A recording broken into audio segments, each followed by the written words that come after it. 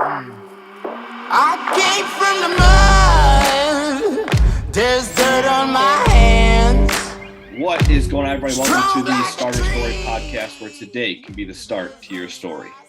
Today's guest is someone that graduated from the University of Washington. He worked his way up in account management with a company that was later acquired by Gardner after 8 years. And then in October of 2019, he and some of his other buddies started Blue Tees Golf, which is now one of the top rangefinders sold in Dick's and Golf Galaxy. Ladies and gentlemen, I give you Drew Koehler. What's going on, brother? How are you? That is one of the coolest intros I think I've ever gotten or received. Man. I got a big smile on my face right now. Life is good. Thank you That's so good. much. How are you? I'm good, man. I'm glad that we were able to connect and to talk and to share your story, because Blue Tees is growing, man. You guys are firing away, and I'm excited to pick your brain a little bit and to hear that's kind of the story behind it and everything. Well, I'm excited to share it. Absolutely. So, I was reading the story of how Blue Tees was started. Correct me if I'm wrong in any of this, but there's four of you guys. You guys wanted to buy a rangefinder, but you wanted to save some money at the same time too. A lot of rangefinders, in golf in general, cost a mint. So you guys found something online, cheaper product. To trying it out, after a few weeks, it broke. And you kind of rinsed and repeated the entire cycle until you guys kind of finally decided that you were going to make your own rangefinder. So what made you feel like you guys were capable of doing something like that? Yeah, it's a great question, and like you got the backstory 100% correct on kind of why and what happened. In terms of what made us capable, honestly, we didn't know if we would or wouldn't be able to do this full stop. You talked a little bit about the background, but when I was at CEB Gartner, kind of my corporate gig back in the day, I was doing go-to-market consulting for tech companies in the Bay Area. So I was really, really lucky to start my professional career learning and talking about go-to-market strategy and how do you actually build that engine and what does a sales team look like. And I was really fortunate to be around some of just the smartest minds in go-to-market. Mm-hmm. One of our other co-founders, who also professionally grew up in San Francisco, Christopher, our CEO, he was doing venture debt, venture finance, things of that sort. And so as we thought about his background, it's like, wow, like got a great operational background, can do risk analysis, right? And then he'd also started a smaller e-commerce company on the side. And then our other two co-founders, similar in kind, right? Unique, different backgrounds. So we thought, well, shit. Wait, can I curse, by the way? Is that okay? Yeah. Oh, absolutely. Okay. Absolutely. All right. We're like, well, shit, like, let's try this out. Like, can we do this? Can we take 4 different skill sets, put it together and start our own gig? And so what did we think? I mean, did we know that we could do this? No. Did we have were we betting on ourselves? Yes. Absolutely. So yeah, that's kind of the gist about just different backgrounds. Thought, why the heck not us? And let's try it out. Yeah, and it sounds like you were surrounded by the right people too, and your closest your friends, and that's the best way to do it, is surround yourself by those right people that are able to uplift, and you guys can collaborate together and pull your strengths and similarities and differences together to create something like this. Exactly, and I think we're really lucky because, like, personally, we all very, very similar people, right? Mm-hmm. Love sports, love to go have a good time, right? But professionally, we had incredibly different backgrounds. Mm-hmm. And so we got really lucky that it was the right people with the right differences and backgrounds that came together, and there's a real synergy behind it, right? It wasn't 4 finance guys coming together saying, oh, we got to go learn how to sell and market and all that stuff. No, absolutely. You guys all had kind of your different backgrounds able to come together, and like you said, you kind of realized that this was the perfect mix to be able to start something like this. So that's awesome. Yeah. I'm going to transition here a little bit. So now you're talking now to someone that is just starting on their journey. Let's say, okay, for example, you're someone that you guys started, and you guys are growing fast. You guys have kind of gotten over that startup phase. So what's something you would tell this person that's just starting up, that's just getting into the mix of things? What's it look like on the other side for them? Ooh, what does it look like on the other side after it's out of startup phase? It's still scary. Yeah. And it's equally as exciting and rewarding. Yeah. Right. It's one of those things where when it's pure startup, it's like hustle, hustle, hustle, roll up your sleeves, and you're kind of a MacGyver, right? You've got to do a little bit of everything. I'd say once you get through that initial startup, at least for us, it's still hustle, hustle, hustle, but there's more specialization. So one of the things that we've had to learn as we've grown individually is how do you kind of delegate some of the responsibilities and tasks that you are used to doing and be okay with that. And so that's one of the biggest learnings for us, I think, as we've had to scale and grow. I mean, you're one person, I'm one person, we got 24 hours in the day. There's a million friggin' things to do, right? Absolutely. And if you want to grow, the team's going to have to grow with you. And so finding that niche and that ability to feel comfortable passing off tasks was something that we had to learn, and something that I think every person in the startup space is going to hit at one point or another. Absolutely. And the reason why I asked that, I think a lot of people and that startup, I think a lot of people start businesses in general thinking that it's just all perfect after the startup phase. They think everything's easy, and no, it's just, that's exactly, and that's what I knew that you're going to give that answer, is that it's just as scary. It's just as it's still rewarding as hell. Don't get me wrong. Like you guys wouldn't be going through it if it wasn't rewarding. You wouldn't enjoy the process of it. But I think a lot of people have that misconception that once you get through the first initial part, it's just all, sunshine and rainbows after that. And it clearly isn't. It's not, it's interesting, right? There are different pressures, I think, like, and this is being completely transparent and candid. Like when we first started, if we sunk, okay, whatever, like, we lost the money that we put in. Cool. Now it's, well, shit, if we sink, like, there are people that we employ, right, are married, and they have families, and they have children, and it's like, this is their livelihood, right? And so it's one of those, like, it's a different pressure, but it's incredibly rewarding, and it's a lot of fun. And I think building the business is really, really cool, regardless of the industry you're in. But yeah, it's not easy. No, if it was easy, everybody would do it, but it's a lot more fun than working for the man. Let's put it that way. Absolutely. Let's transition here a little bit. So you guys started, like I said, in October of 2019. 6 months later, COVID hit. What was that like? What was that like for you guys, being early in the stages there? Terrifying. When we first started Blue Tees, we were predominantly direct consumer business model. So a lot of paid media, a lot of direct conversion. People probably seen us on Instagram or gotten an ad. That was kind of how we started. It was an unknown of what was going to happen. And so when we first heard COVID, it was like, oh my God, where are we going to go? What's going to happen? Are we going to have to shut this shit down? Yeah.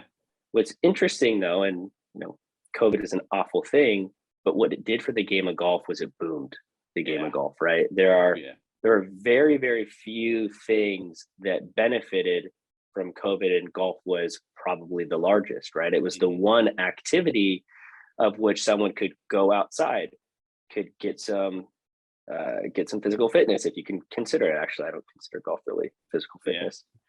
Funny side note, I bought my dad a shirt for Christmas that said golfers are athletes too. So he found that one funny. But that's awesome. but yeah, back to COVID, it's like, oh my God, you can go outside, you can go play golf. Cool. And then what was really interesting is we started like seeing a boom in the game of golf.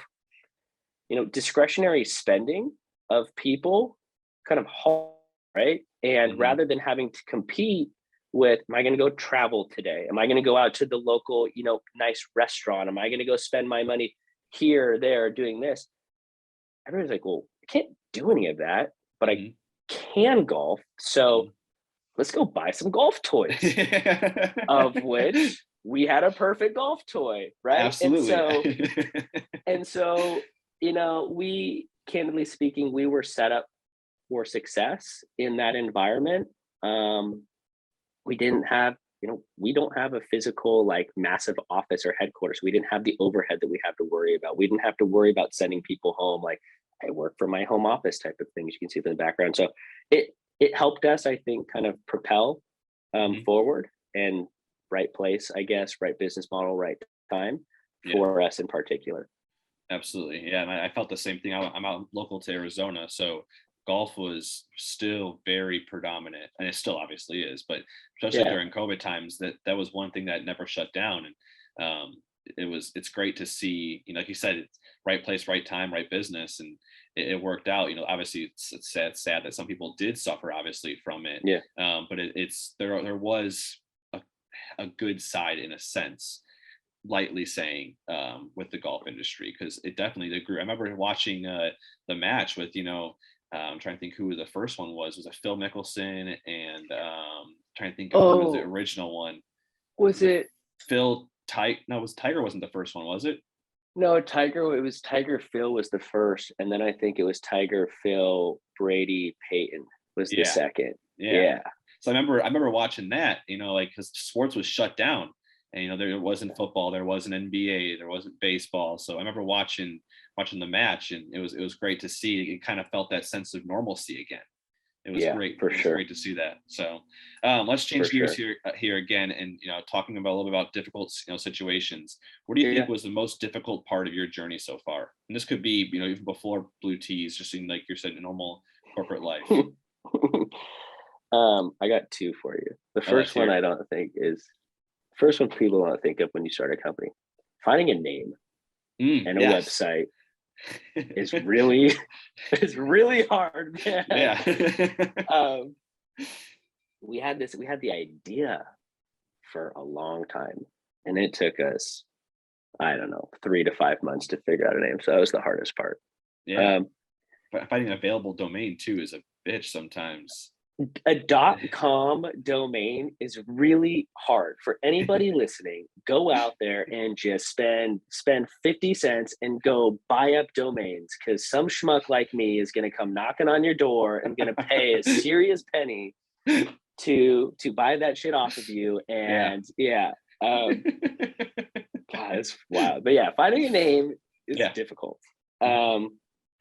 I'd say during business, like since we've been started, I think one of the biggest hurdles for us, maybe not biggest hurdles, but one of the biggest things that has been out of our control that we've had to deal with, and it's not just us, it's every physical CPG company, is just global supply chain. So COVID was helpful in propelling the sport of golf and bringing new golfers to the game.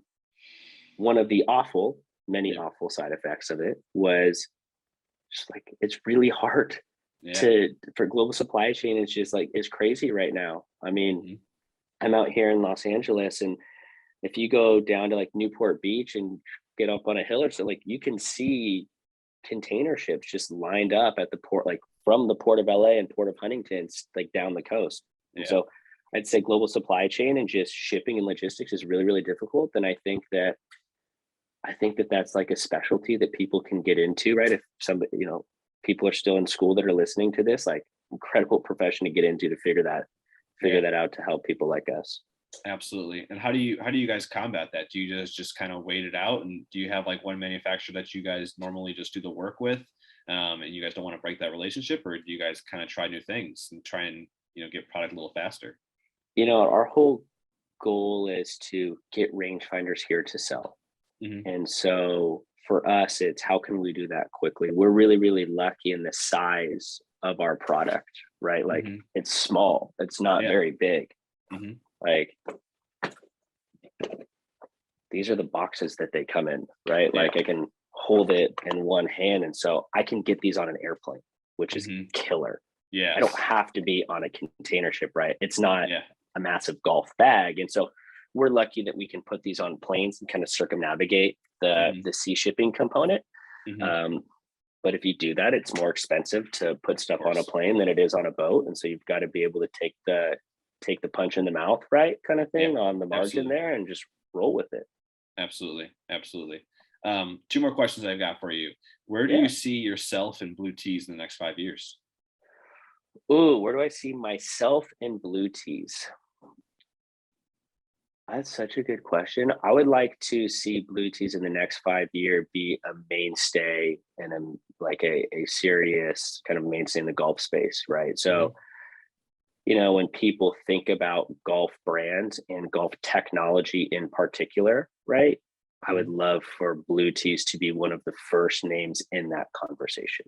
Going to take a lot of work, going to take a lot of effort and a lot of, I think, really badass product development. But that's what I'd like to see over the next few years. I think you guys have the right team to do it too. You guys definitely, you guys have that covered. So I'm excited to see that name keep growing and growing, and it's going to be a good one. Last question I got for someone is, what's a piece of advice you give someone that's just in the beginning of their journey? And it could be a journey of anything, whether improving in their golf game or starting a business, or maybe it's a fitness thing, or maybe it's just a mental health thing, whatever the case may be. They're just in the beginning of it. They've been through a lot of shit. They just made that decision that they want to try and change it up now. Now's the time. What's one piece of advice you would give to them? Say, be hardworking, be empathetic to other people, and try to put yourself in their shoes, and then be humble. Absolutely. Right? I think we're really lucky that our team is a bunch of hardworking people. They're a bunch of humble people too, right? Like, it's kind of a no ego management type of style, right? If somebody's got a great idea, they bring it to the table and everybody listens. And then got to be empathetic. Shit happens. Like, life happens. Life happens, and it trumps business, right? And you gotta be empathetic and gotta be thoughtful and humble. And I think if you can string those 3 things together, personally, professionally, I think that you'll do well. Those are tenets that I try to live by, and I think it's working so far. Who knows? I would agree. I think it is as well. I appreciate you coming out here. Where can everyone follow you at, either social media or even just the Blue Tees? So a couple of different places. So Instagram is at Blue Tees Golf. Can find us on our website, blueteesgolf.com. And then if you want to check us out in person, more than likely there will be a Dick's Sporting Goods in your town. We're in all the Dick's Sporting Goods in the US and Golf Galaxy and PGA Tour Superstores. And so if you want to check out the physical product, that's probably the easiest place to do it. There are a couple, lots of golf course pro shops, but blueteesgolf.com, at Blue Tees Golf on Instagram. That's where you can find us. Awesome. I appreciate you taking time and talking, man. It's been a good one. Likewise, I appreciate the invite. Thank you so much. Absolutely. Well, you enjoy the rest of your day. I came from the mud. There's dirt on my hands. Strong like a tree. There's roots where I stand. Oh, I've been running from the law.